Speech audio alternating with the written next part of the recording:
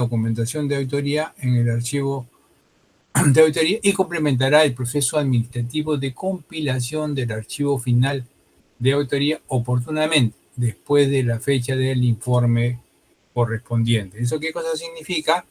Que yo ya terminé mi auditoría y tengo que hacer este proceso denominado compilación. Pero compilación más que nada significa que yo voy a ordenar mis papeles de trabajo. Ojo, no hay que confundir ordenar, referenciar con hacer desarrollo de procedimientos, ¿no? Entonces, eso hay que tener cuidado. Después de haber terminado la compilación del archivo final de auditoría, el auditor no eliminará ni descartará documentación de auditoría, cualquiera que sea su naturaleza, antes de que finalice su plazo de conservación. Correcto. Aquí dice, bueno, la auditora ha desarrollado su papel de trabajo, después que terminó el informe, tiene unos días adicionales para hacer la compilación. Compilación se entiende que es ordenado de los papeles de trabajo, hasta inclusive referenciado, pero no hacer nuevos desarrollos de papeles de trabajo. Y dice acá, una vez que se ha terminado ese proceso, el auditor no eliminará ni descartará documentación de auditoría.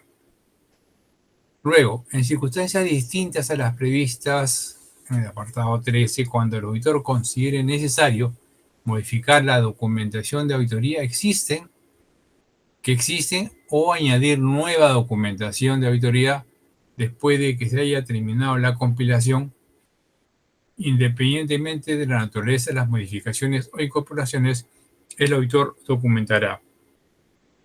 Lo que quiere decir es que si por A o B circunstancia hay necesidad de considerar algún nuevo papel de trabajo, esto tiene que estar documentado. Acuérdense que en este tema de auditoría siempre cualquier cosa tiene que estar debidamente documentada, tiene que estar debidamente registrada, incluida dentro de la auditoría.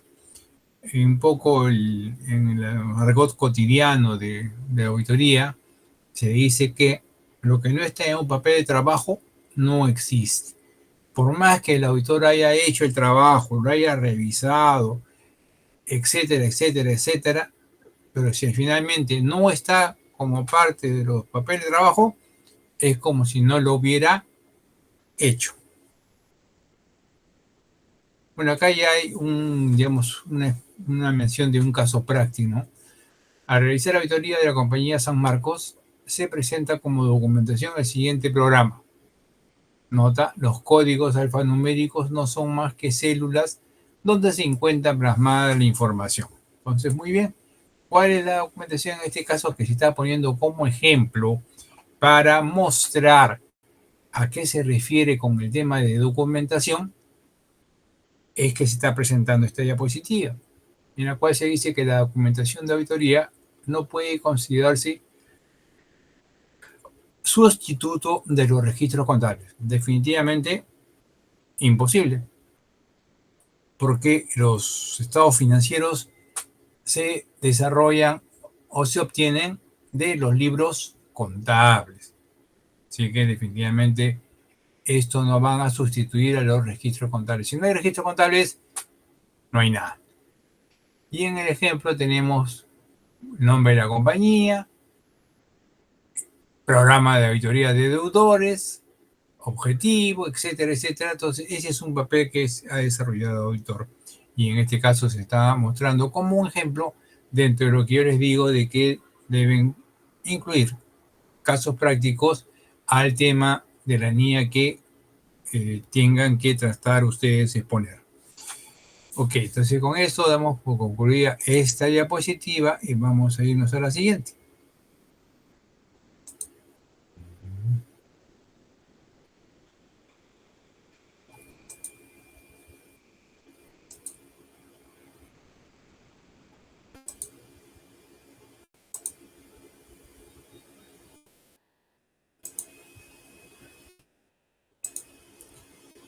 Ok, entonces ya trabajamos la 230, ahora vamos a hablar sobre la NIA 315. Recuerden de que yo a más tardar el día de mañana en la noche debo estar alcanzándoles la NIA sobre el cual tienen que exponer, porque esto lo van a exponer el día sábado. Ojo, no todos, solamente uno o dos grupos. ¿El trabajo lo hacen todos? Sí, pero solamente lo van a exponer uno o dos grupos que yo, digamos, designo. Listo, continuamos. Y la clase debe ser en el mismo horario que fue la anterior clase. NIA 315. ¿De qué trata? La identificación y valoración de los riesgos de incorrección material mediante conocimiento de la entidad y de su entorno. ¿Cuál es el propósito de esta NIA? Es establecer normas y proporcionar guías para tener un entendimiento de la entidad y su entorno, incluyendo el control interno, y para evaluar el riesgo de presentación errónea e información relativa en una auditoría de los estados financieros.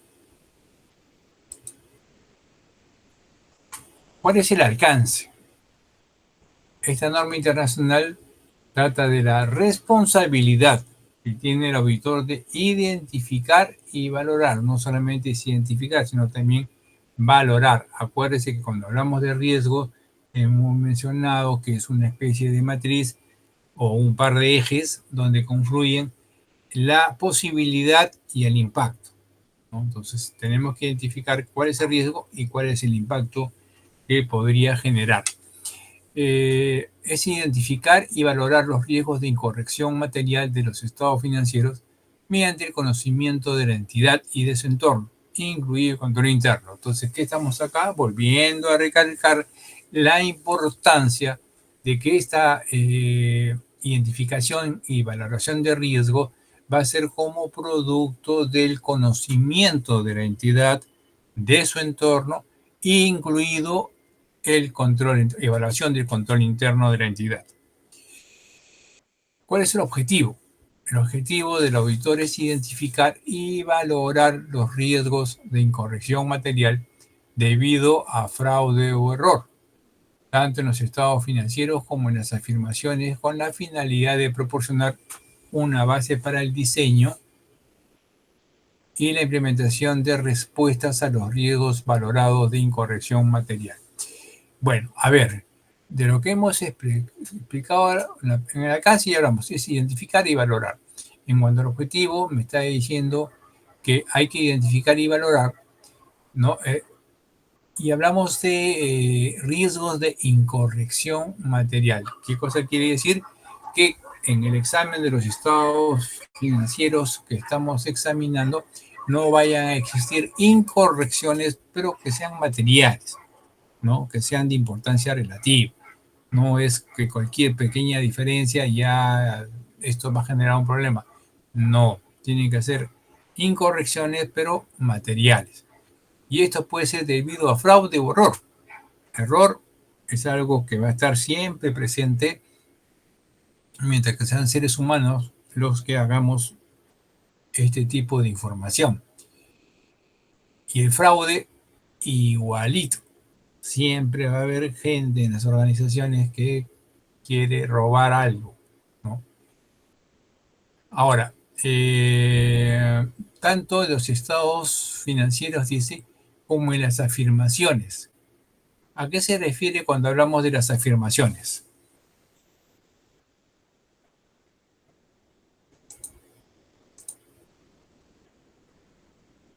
A ver, Fran, Dígame, acuérdese. profesor. Perdón, sí, pero antes que me olvide, nuevamente, no se olvide encender sus cámaras. Olguita, por favor, pásate lista para llevarle el control de asistencia. Y también cuando tú observes de que yo llame a algún alumno y el alumno no conteste, ¿qué significa? Que se conectó pero que no está en la clase. y ese sí es una falta grave. Así que vamos teniendo un registro de esos alumnitos para que no haya problema. Por ejemplo, lo importante de la cámara es que, por ejemplo, ahorita acabo de verlo y gracias a Miguel Ángel ya lo puedo ver. Entonces ya lo identifico.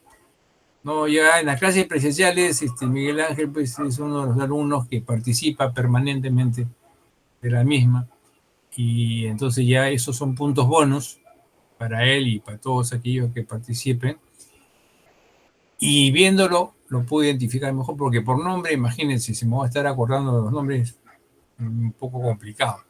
Pero ya lo veo, ya está, el alumno que participa. Muy bien. Gracias Juan, gracias Angie. El resto, bueno, si quieren seguir ahí en el inframundo, ya es su tema. Pero ya está clarísimo, creo, y lo retiro una vez más, su participación es sumamente importante. Muy bien, me estaba haciendo la pregunta, ¿qué se entiende por afirmaciones? A mí, profesor. Acá está Frank Eduardo y también ya está usted ahí en los requisitoriados. Muy bien. Este, bueno, yo entiendo la afirmación se refiere a la palabra o en el contexto. Bueno, la realidad, el objetivo es en el contexto, ¿no? Porque estamos hablando de información financiera.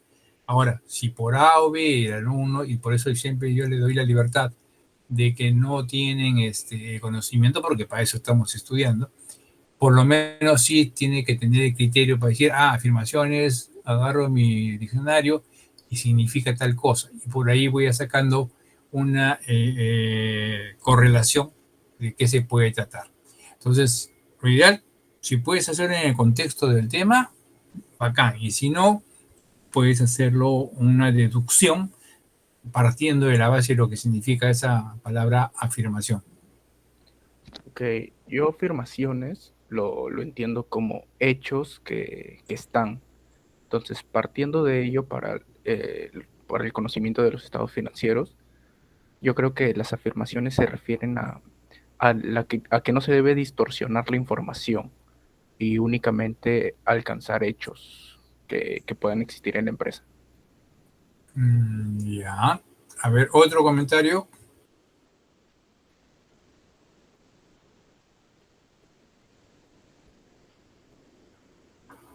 A ver, vamos a ver a todos mis amigos del inframundo. Tenorio.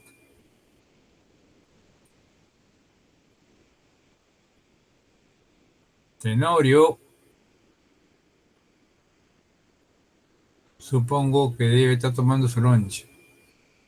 A la olla. Vilches, Rivera.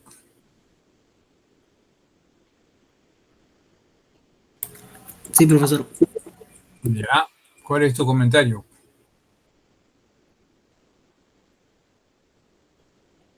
Bueno, la palabra afirmación yo lo veo a ver, ¿cómo decirlo? Es que la única palabra que se me viene a la mente es reafirmar o afirmarse en algo. Pero en el contexto de la auditoría, en- a mi parecer, em, es la palabra afirmación sería como una promesa que, Mm, que podemos, que hace el auditor a la empresa en base a los estados financieros. ya, no. Miguel Ángel. Profesor, puede ser afirmación en el sentido de, muy aparte del trabajo de auditoría que tiene que ver con la validación de estados financieros, sino la parte de una opinión del experto que conforme el grupo de auditoría. Ya, a ver, vamos a ubicarnos.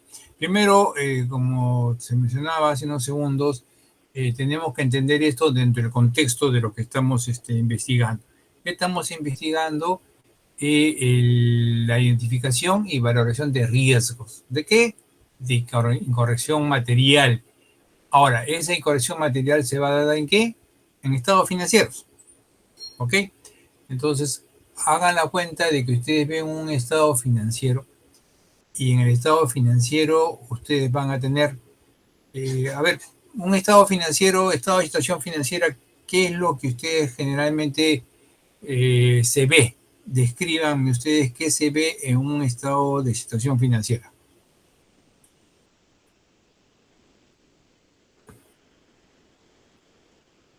Bueno, los activos, los pasivos y el patrimonio, pues. Ya en términos generales, activos, pasivos, pero bajemos un poquito más al detalle. Las deudas que tiene la empresa, por ejemplo, su efectivo, el efectivo que tiene y Ya, sus cobros que puede tener. ya.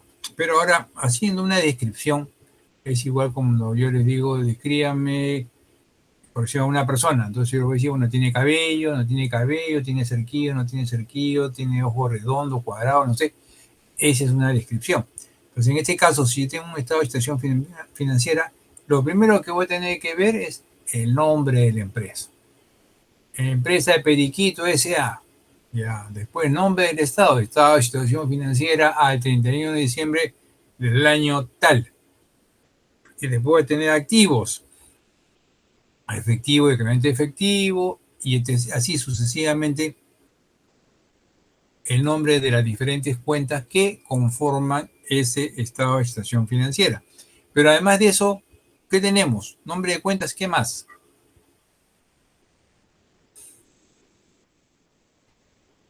Eh, sí y no. No, porque sí van a tener notas. O sea, los estados financieros, como ustedes ya conocen, son 4, los básicos, y eso incluye las notas a los estados financieros. Muy bien. Pero dentro de ese contexto, pues aquí tenemos a Cintia. A ver, Cintia, ¿quieres intervenir? Adelante. Sí, profesor, buenas noches. También creo que es importante reconocer el rubro de la empresa. Ya, pero el rubro de la empresa en un estado de situación financiera así como tal, no necesariamente tú vas a poder deducirlo por el tipo de cuentas que tiene, pero no necesariamente, salvo que diga pues comercial Periquito. Ah, bueno, ya sé que es una empresa comercial, ¿no? A ver, Fran Eduardo, adelante. También se podría ver las ganancias o pérdidas del periodo anterior. Ya, pero para no alejarnos, ya hemos visto nombre, denominación, cuentas, y al costadito de la cuenta que vamos a tener importes. Entonces, esa información es una información implícita o una información explícita. Explícita. Explícita. A ver, ¿por qué es una información explícita?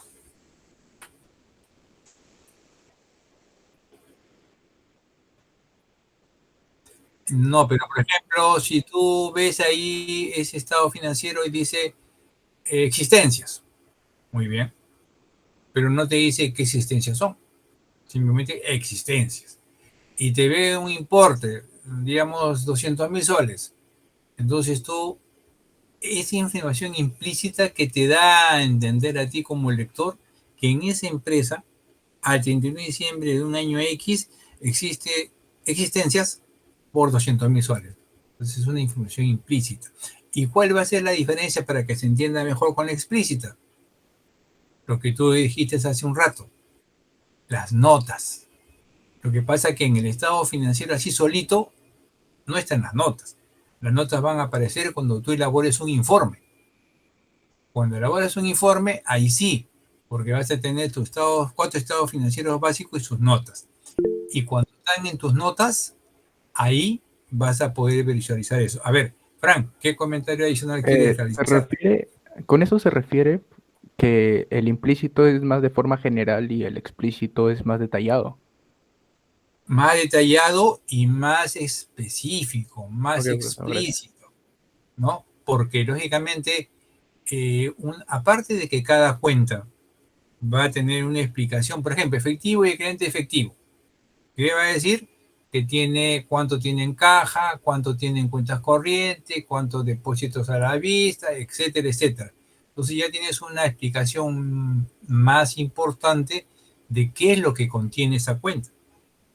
Pero aparte de eso, inclusive, eso lo que está dándose que generalmente hoy en día a un contador, entre comillas, diligente, es llegar a eso, porque antes ni siquiera había eso, ¿no? Ahora ya hay eso, pero eso a veces queda corto, porque por ejemplo, si yo quiero que alguien entienda mejor el contenido de una cuenta, yo voy a tener, por ejemplo, cuentas por cobrar, y en las cuentas por cobrar voy a decir, bueno, acá estas cuentas por cobrar tienen una provisión de cobranza dudosa, que es en base a un antiguamiento, de que se considera tanto para tal circunstancia, tanto para otra, este porcentaje o informe específico, etc. O sea, me da información como lector para yo entender qué contiene la cuenta. Entonces, la información así peladita como está en el estado financiero es implícita. O sea, porque tú estás deduciendo, estás entendiendo. Y en la otra es explícita, porque ahí ya está detallado y no te da a que tú entiendas. Está específicamente detallado. Y es más, inclusive en un informe de estados financieros, la nota 2, ya por costumbre, digamos así decirlo, contiene las políticas y prácticas contables que ha utilizado la empresa para hacer sus registros contables. En este caso te va a decir, pues, las cuentas por cobrar son obligaciones o derechos que tiene la empresa por venta de bienes, y esta a su vez cuenta con una provisión por cobranza dudosa. Los activos fijos son activos que son para uso de la organización y que tienen una depreciación en base a línea recta. O sea, ahí ya no hay nada que tú vas a deducir. Ahí está explícitamente. Por eso esa es la diferencia entre implícita y explícita. ¿Se entendió? A ver, Olga, adelante.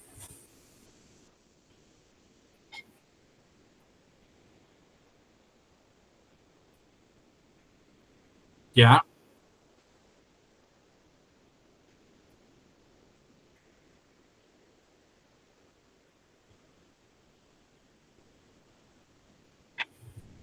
No necesariamente, porque cuando tú ves esa cuenta de efectivo y equivalente de efectivo, vas a ver una cuenta corriente que está con saldo negativo.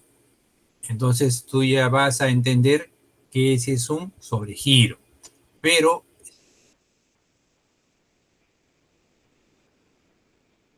no, es que, no, si tú tienes una cuenta de efectivo, equivalente de efectivo así solita, tú no vas a poder deducir nada, porque no sabes qué la compone. Y ojo de que por eso, y es algo que creo que se está corrigiendo ya este ciclo, un poco se había dejado de lado el hecho de la elaboración de estados financieros. Por alguien ahí le dio hambre y se comió esa parte importante de la elaboración de estados financieros. Entonces, muchos alumnos no tenían conocimientos cómo se elabora un estado financiero. Y cuando tú ya tienes esta información, sí te va a decir, oye, un momentito, si tú ves, por ejemplo, efectivo, caliente efectivo, y tienes ahí 500.000 soles, pero esos 500.000 soles puede haber saldos positivos, pues también puede haber saldos negativos. Entonces, ahí si no lo detallas, no vas a darte cuenta. A su vez, si tú tienes dentro de esas cuentas una cuenta que dice de embargo judicial, oye, ahí tienes que explicar. Por decirte, la SUNAT ha hecho un embargo a la cuenta de la empresa por deuda tributaria, ta. Esa es una información explícita, ahí ya no estás tú sujeto a qué puede hacer, no, tiene que darte el contador ese tipo de información para que tú puedas entender mejor la situación financiera. Ahora, lógicamente, que lo más técnico es que hagas sobre temas importantes, ¿no? Si tú tienes una cuenta de efectivo y cliente efectivo por 500.000 soles de saldo, y tienes ahí, no sé, pues 1.000 soles por algún tema de estos depósitos, invertir mucho tiempo en explicar por 1.000 soles como que no vale la pena, ¿no? Entonces, pues siempre por eso que se hablaba del tema de materialidad o importancia relativa. ¿Quedó claro o todavía hay alguna duda? Si hay alguna duda, pregunten.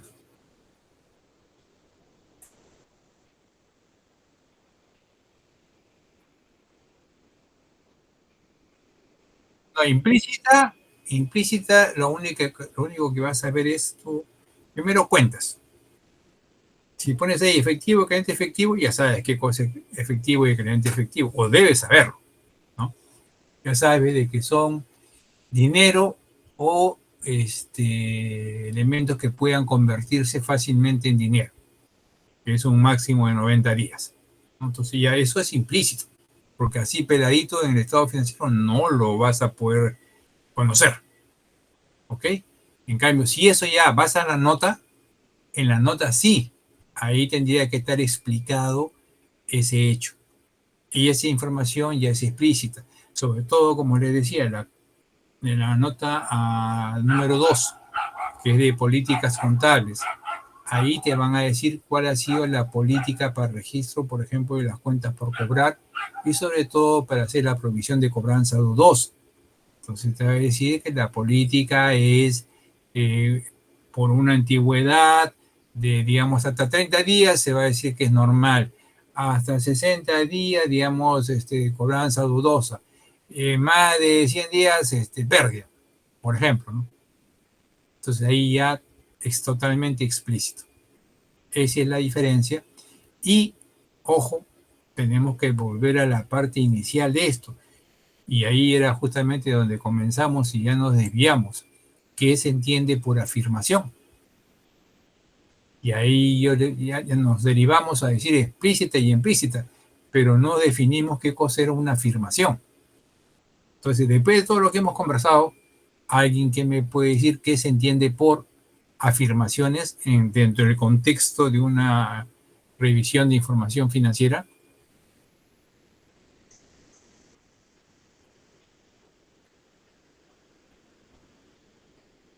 Sí, profesor, ¿nos podría hacer las notas que explican los importes de los estados financieros? No. Ahí eso no está respondiendo a la pregunta. La pregunta es ¿qué se entiende por afirmación?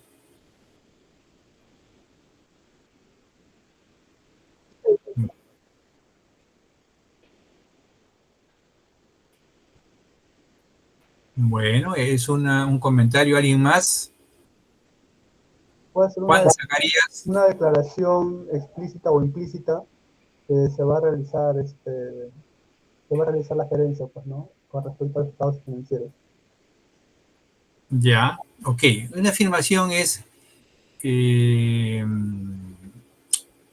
son manifestaciones que hace ¿quién? La gerencia de la empresa. ¿Por qué la gerencia de la empresa? Porque la gerencia de la empresa es la que es la responsable de los estados financieros. Ahora, lógicamente que la gerencia se apoya en ¿quién? En el contador. El contador es el técnico que sabe pues de contabilidad y sabe qué cargo, qué abono y cómo tengo que presentarlo. Perfecto, pero eso que están ahí, esos registros, y ahí justamente viene la importancia, son afirmaciones. Cuando veo un estado financiero, yo debo entender que la gerencia de una empresa ha hecho todo lo que está ahí, son manifestaciones de la gerencia. Si dice que hay existencia, me está afirmando que hay existencia. Y me está afirmando que hay existencia hasta el 31 de diciembre de tanto, ¿no? Esas son afirmaciones que también se le puede, o también se le llama aseveraciones. ¿Listo? ¿Se entendió o todavía requiere un refuerzo adicional?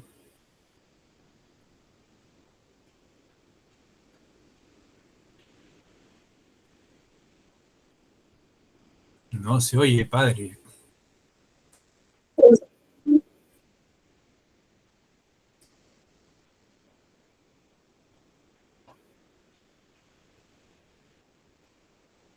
Sí,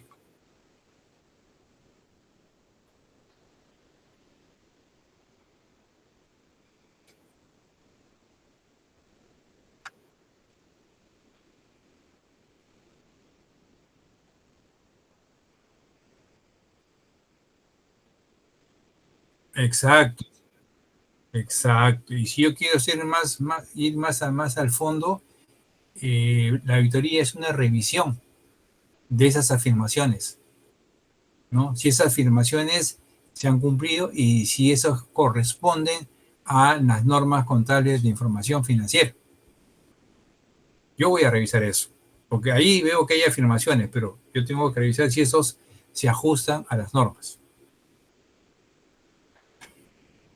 Listo, entonces continuamos.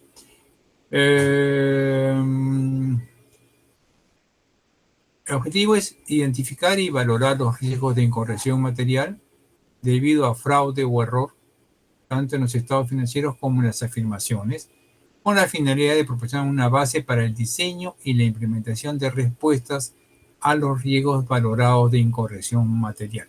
Entonces, esa niña está hablando justamente de la identificación y valoración de riesgos. Entonces, por eso que estamos expresando este objetivo, ¿no?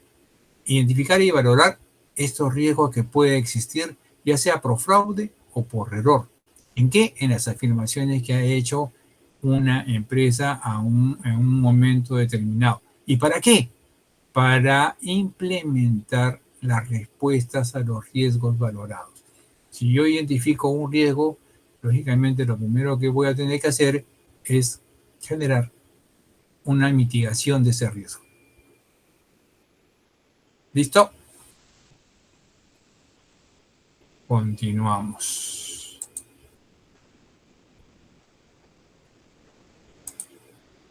Acá tenemos algunas definiciones. Afirmaciones, que hemos hablado bastante.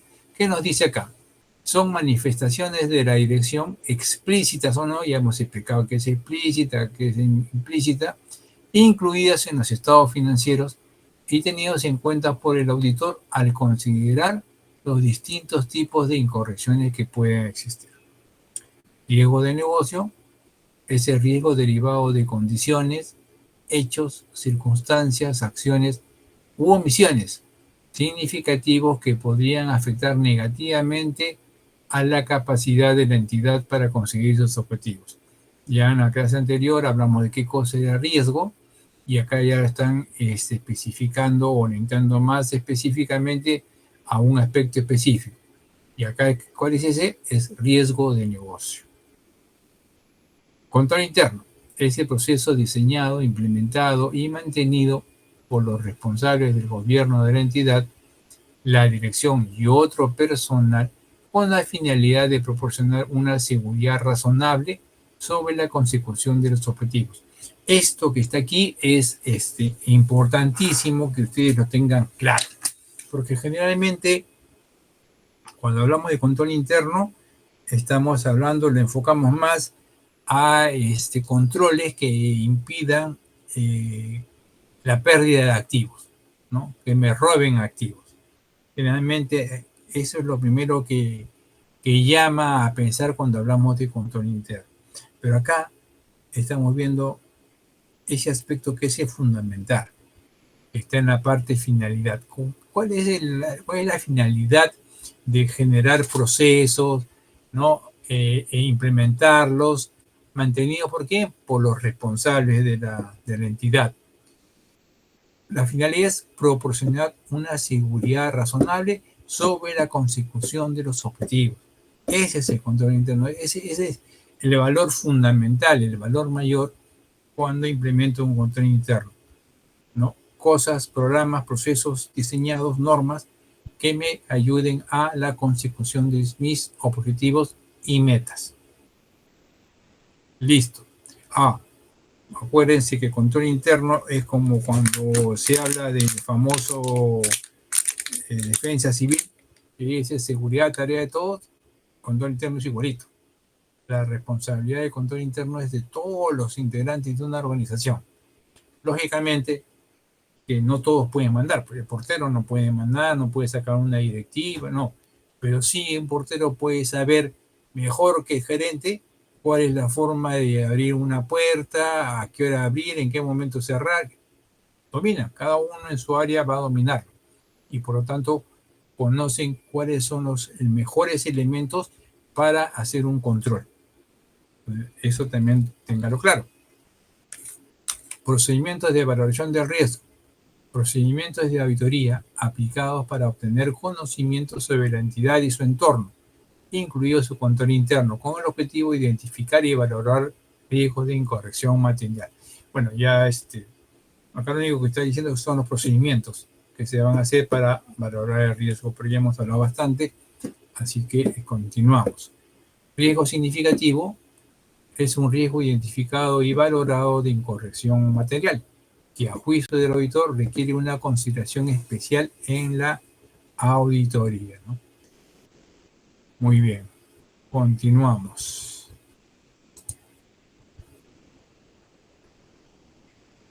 Procedimientos de valoración de riesgo y actividades relacionadas. El auditor aplicará procedimientos de valoración de riesgo con el fin de disponer de una base para identificar y valorar los riesgos de incorrección material en los estados financieros y en las afirmaciones. Ya lo hemos comentado, continuamos. La obtención de conocimiento de la entidad y su entorno, incluye el control interno de la entidad, es un proceso continuo y dinámico de recopilación, actualización y análisis de información durante toda la auditoría. El grado de conocimiento general de la entidad que se requiere al auditor es inferior al poseído por la dirección para dirigir la entidad. A ver, el grado de conocimiento general de la entidad que se requiere al auditor es inferior al poseído por la dirección para dirigir la entidad. Bueno, se entiende pues que los que están a la interna de una organización son los que más van a dominar de cómo funcionan los procesos. El auditor aplica su juicio profesional para determinar el grado de conocimiento. La principal consideración del auditor es determinar si el conocimiento obtenido es suficiente para alcanzar los objetivos establecidos en la presente NIE. El auditor aplica su juicio profesional para determinar el grado de conocimiento. La principal consideración del auditor es determinar si el conocimiento obtenido es suficiente para alcanzar los objetivos establecidos en la presente NIA. ¿Hasta aquí alguna duda, alguna consulta? Silencio administrativo positivo. Continuamos.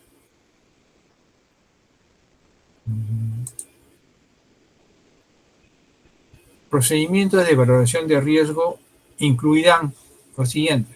Primero, indagaciones ante la dirección, ante las personas de la función de auditoría interna, en caso de que exista esa información, esa función, y ante otras personas de la entidad. ¿Qué se va a tener que hacer? Responsables del gobierno de la entidad ayudan a comprender el entorno en el que se preparan los estados financieros. El personal de auditoría interna puede proporcionar información de los procedimientos de auditoría interna aplicados en el ejercicio. Los asesores jurídicos internos proporcionan información de cuestiones como litigios, cumplimiento de las disposiciones legales y reglamentarias, conocimiento de fraude o indicios de fraude que afecten a la entidad. Bueno, aquí, como primer punto, nos están diciendo que son indagaciones que vamos a tener que hacer ante la gente que quiere hacer la dirección. Bueno, también menciona auditoría interna, pero ¿por qué creen ustedes que también incluyen en la colada al área de auditoría interna? A ver, ¿qué opinan?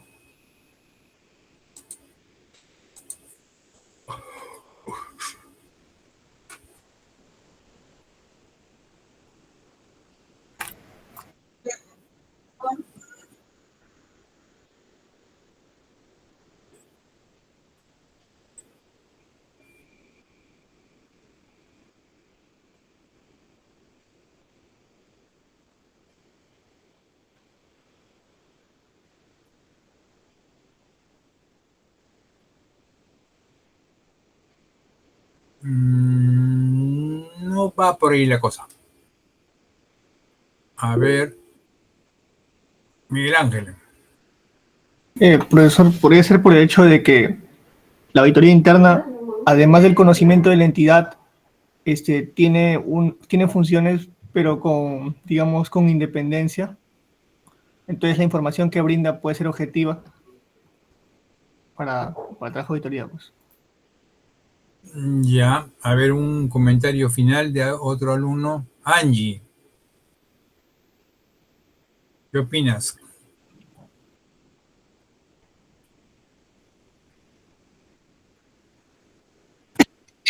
Ya. Mm, ay, no me escuché. ¿Se me escucha? Disculpe. Sí, sí se te escucha. Hasta tus pensamientos estoy escuchando. Ok. Primera pregunta. ¿Sabes qué pregunté? Estaba escribiendo y no escuché. Ah, fíjate, pues, ¿ya ves? Bueno, a ver, Joseph.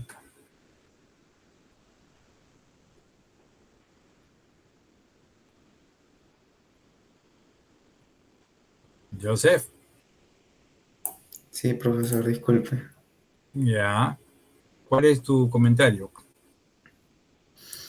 ¿Por qué se menciona en ese caso la auditoría interna? O no había escuchado bien, disculpe. Sí, la idea es esa, ¿no? O sea, ¿por qué? Ahí estamos viendo en la diapositiva de que dentro de los procedimientos para valorar riesgo, uno de ellos es la utilización de indagaciones, ¿no? A la dirección señala y, digamos, también a las personas de auditoría interna. Y mi pregunta era, ¿por qué incluiríamos a la auditoría interna? Porque son las personas más capacitadas debido a que, como están constantemente viendo los procedimientos internos, podríamos ver, son los que están más al tanto ante cualquier circunstancia o cualquier procedimiento que se podría considerar indebido o un factor de riesgo. Correcto.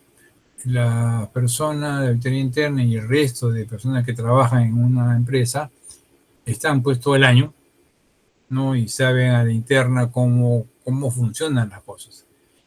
Pero aparte de ese hecho de que tener un mayor dominio, que para eso el auditor justamente podría hacer o debería hacer la revisión sin necesidad de la información del auditor interno, porque para eso genera su conocimiento de la entidad, por eso genera su programa de auditoría para minimizar los riesgos, etcétera, etcétera.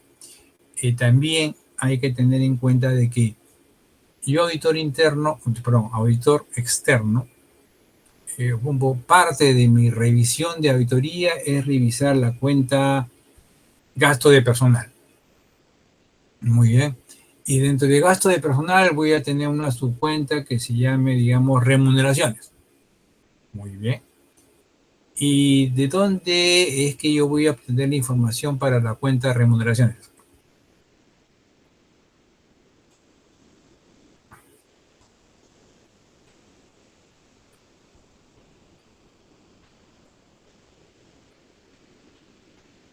A ver, esos contadores De la planilla. de la planilla. Muy bien. Entonces, la pregunta es que un auditor tiene que maximizar los beneficios de un trabajo. Y si yo ya tengo un área de auditoría interna que ya ha revisado las planillas, por ejemplo, de marzo, julio y diciembre, y yo tengo también dentro de mi programa hacer una revisión de esos mismos periodos, entonces la idea no es duplicar esfuerzos. Entonces, ¿qué tendría que hacer? Pedirle los papeles de trabajo al auditor que me los muestre para tener información y, en todo caso, revisar otros meses que no hayan sido revisados. ¿Ok? Entonces, la idea es maximizar los temas de revisión. Bueno, los asesores jurídicos ya. Después, procedimientos analíticos. Ya en la clase anterior explicamos ¿Qué cosa era procedimientos analíticos? Y hablamos de dos tipos, básicamente, como los que normalmente realizan ustedes cuando han venido haciendo sus contabilidades. ¿Cuáles eran esos procedimientos analíticos?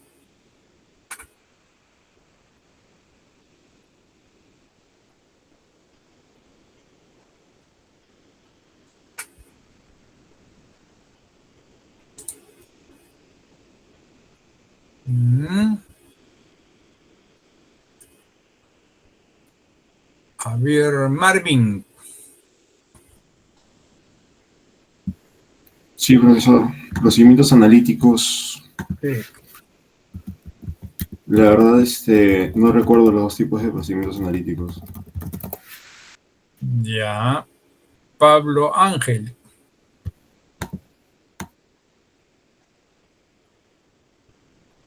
Pablo Ángel. Ahorita prendo cámara, Dos. profe. Ya, bueno, ok, pero ¿cuáles eran los procedimientos analíticos típicos que ya lo mencionamos en la clase anterior? Tampoco recuerdo, profesor, la verdad. Ya, ok. Los procedimientos típicos que ya son de uso común por ustedes y por cualquier contador cotidiana, bueno, tanto como cotidianamente no, pero sí periódicamente, como lo señala Miguel Ángel, son el horizontal y el vertical. Ya le expliqué en la clase anterior, no voy a volver a explicarlo, salvo de que exista alguna duda importante sobre el particular. En vista que nadie dice esta boca es mía, continuamos. Observación e inspección. ¿Son lo mismo? ¿No son lo mismo? ¿Cuál es la diferencia?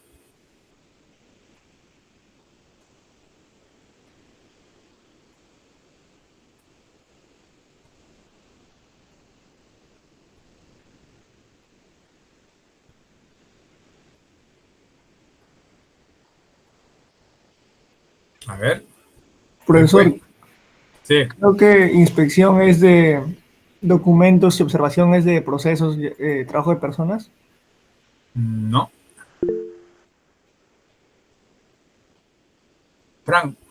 Profesor, yo lo veo más como observaciones, que tú sabes que hay algo, por ejemplo, un problema, pero únicamente lo sabes, pero inspecciones encontrar el problema. Yo lo veo por ahí. No. Está un poquito lejos. A ver. Es verificar. Robertson. A ver, Ashton, adelante. La inspección sería como verificarlo con tus propios ojos. Ese es de inspección y observación.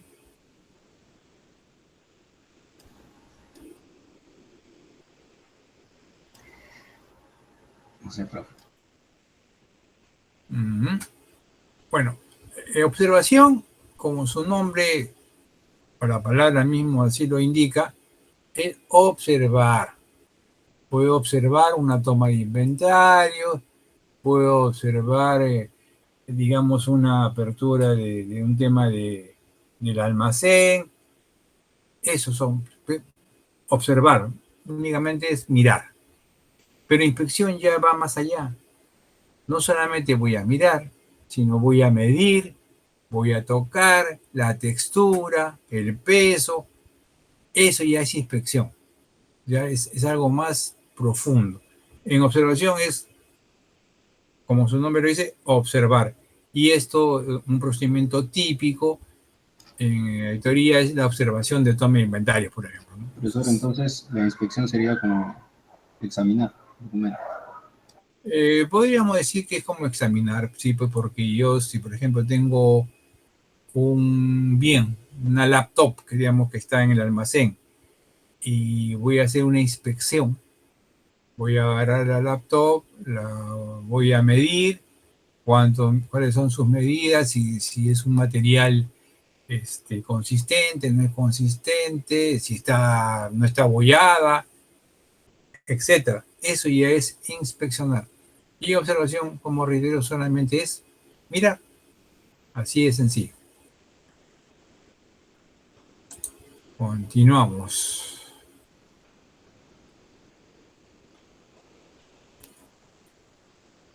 A ver, dice, observación e inspecciones pueden dar soporte a las indagaciones ante la dirección y ante otras personas. Asimismo, pueden proporcionar información acerca de la entidad y su entorno. Bueno, documentos como planes y estrategias de negocio y registros manuales y de control interno.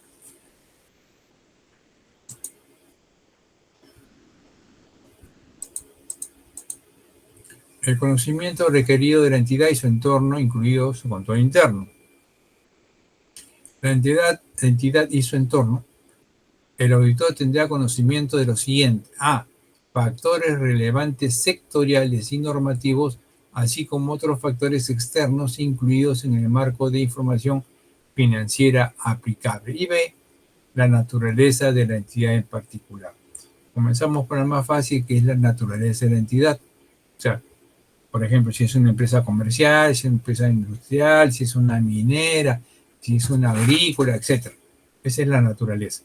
Y en el punto A, factores relevantes sectoriales. O sea, en ese sector, por ejemplo, las mineras tienen ciertas ventajas de carácter económico, de repente tienen ciertas exoneraciones. Si nos vamos a empresas de selva, por ejemplo, tienen también exoneraciones de carácter tributario, etcétera, etcétera, etcétera.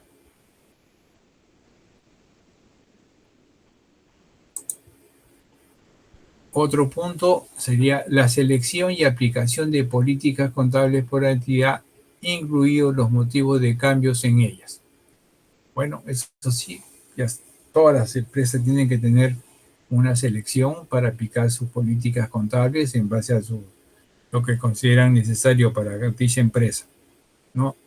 Inclusive si hay necesidad de cambios de política, si fuera el caso. Como punto D, los objetivos y las estrategias de la entidad, así como los riesgos de negocio relacionados que puedan dar lugar a incorrecciones materiales.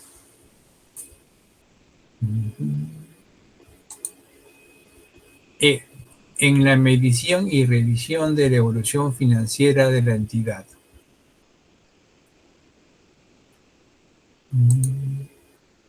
Control interno. A ver, el auditor obtendrá todo tipo de conocimiento de control interno que facilita la identificación de tipos de incorrecciones potenciales.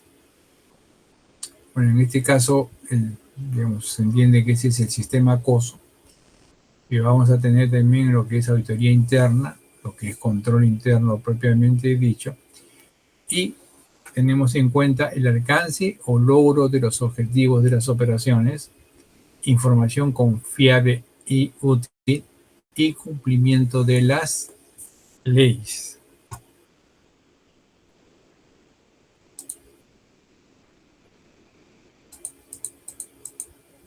Naturaleza y obtención del conocimiento de los controles relevantes.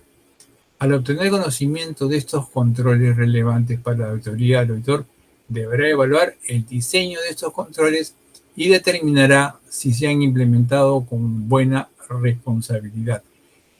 Bueno, ahorita yo sé que control interno recién lo están llevando en paralelo con este curso de teoría financiera. Pero alguien por casualidad sabe cuáles son los aspectos que se tienen en cuenta cuando el auditor, en este caso nosotros, vamos a evaluar un control interno.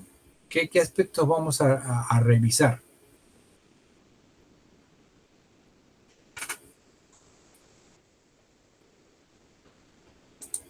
Las actividades de control. No.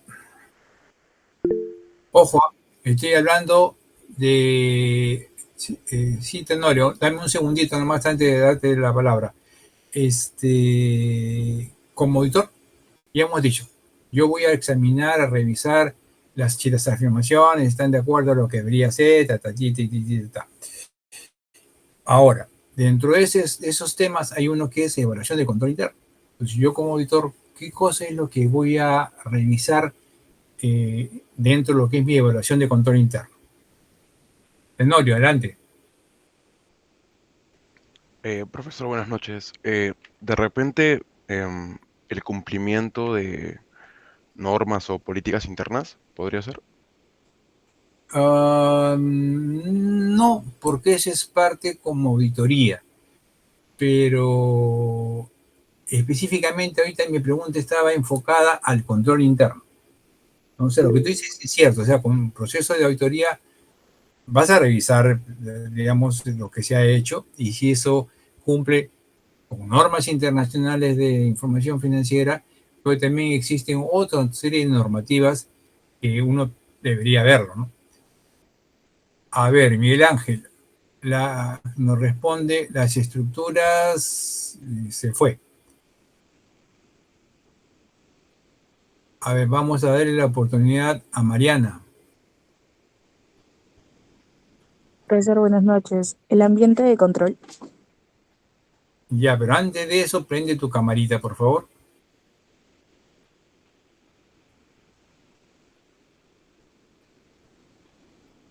Turururu. Mariana. Ya, entonces me estabas hablando, no te preocupes. ¿Estás en la calle? Sí, estoy viniendo a trabajar, disculpe. Ya, no, olvídate, no, si apaga nomás, cierra, guarda tu celular. Bueno, lo que tiene que uno, como auditor, para efecto de nuestro trabajo de auditoría, es uno, revisar el diseño del control interno. O sea, quiere decir que ver si ese diseño se adecúa a la necesidad, a la forma como trabaja una empresa. Si está debidamente diseñado el control. Primero tenemos que ver eso. Después que ya veo ese diseño, la segunda fase es ver si está implementado. Porque a veces puede estar un bonito anillado con todo el proceso de diseño del control interno, pero no están, o sea, no lo están haciendo, no lo están cumpliendo. Y finalmente, ya viene la parte de verificar la eficiencia de dicho control, ¿no? Esos son tres aspectos que se tienen que manejar dentro de lo que es la revisión del control interno. Ok, bueno, ahorita voy a tener que desconectarme porque tengo otra sesión. Y hasta aquí, ¿alguna pregunta, alguna duda?